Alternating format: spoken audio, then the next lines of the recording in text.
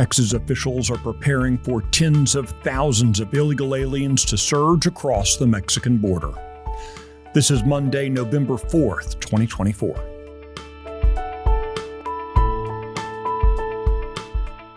Texas Scorecard presents the day's first news for the Lone Star State, the Texas Minute, with your host, Michael Quinn Sullivan.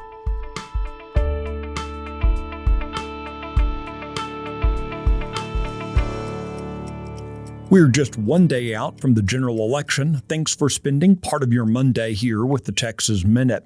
A state agency is backtracking after being exposed for falsely claiming sexual identity and gender orientation are protected employment classes. More on that coming up. The Texas Department of Public Safety's community reporting phone app saw a record number of school safety-related incidents in September.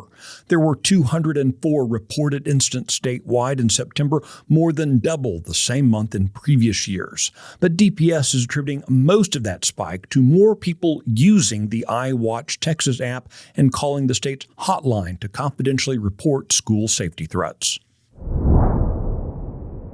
Former President Donald Trump has filed a federal lawsuit in Texas against CBS Broadcasting Incorporated after Vice President Kamala Harris's 60-minute interview with the news outlet. The lawsuit alleges that to, quote, paper over Kamala's word salad weakness, CBS crossed the line from reporting to, quote, deceitful, deceptive manipulation of news.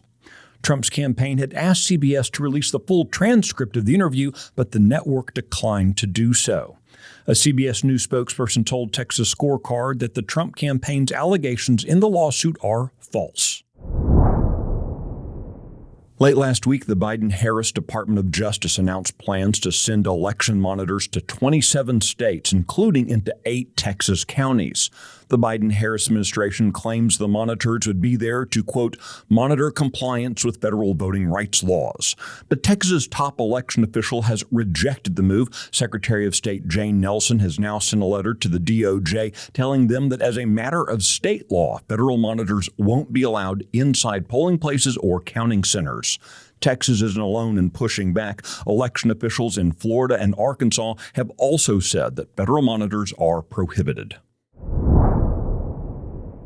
The Texas Department of Public Safety is preparing for a possible surge at the Mexican border following tomorrow's election.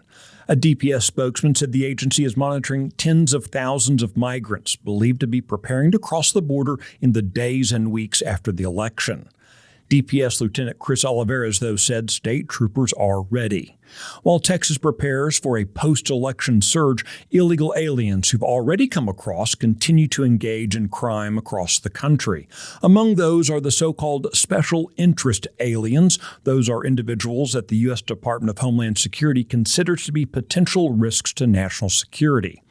Late last month, a special interest illegal alien reportedly opened fire on an Orthodox Jewish man in Chicago after shouting, Allah Akbar.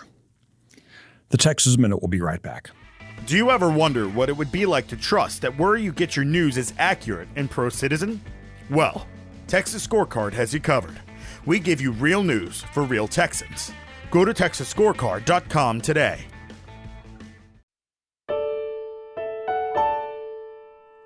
The Texas Workforce Commission has removed language from its website, falsely claiming that sexual orientation and gender identity are protected employment classes in Texas. Republican State Representative Brian Harris, a Midlothian, was the first to point out the posting, saying his office would be, quote, demanding answers from the state agency. But less than 24 hours later, TWC backtracked. References to sexual orientation and gender identity have been removed from the website's list of protected employment classes. Now, it's worth noting that House Speaker Dade Phelan was a proponent of adding sexual orientation as a protected class back in 2019. He failed to change the law. You can find the details of all the stories mentioned today and keep up with the latest news by visiting TexasScorecard.com.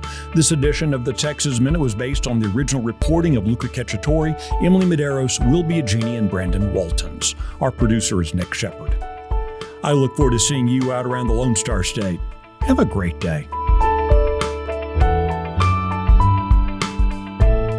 Thanks for listening to the first news of the day for the Lone Star State. This has been the Texas Minute with your host, Michael Quinn Sullivan.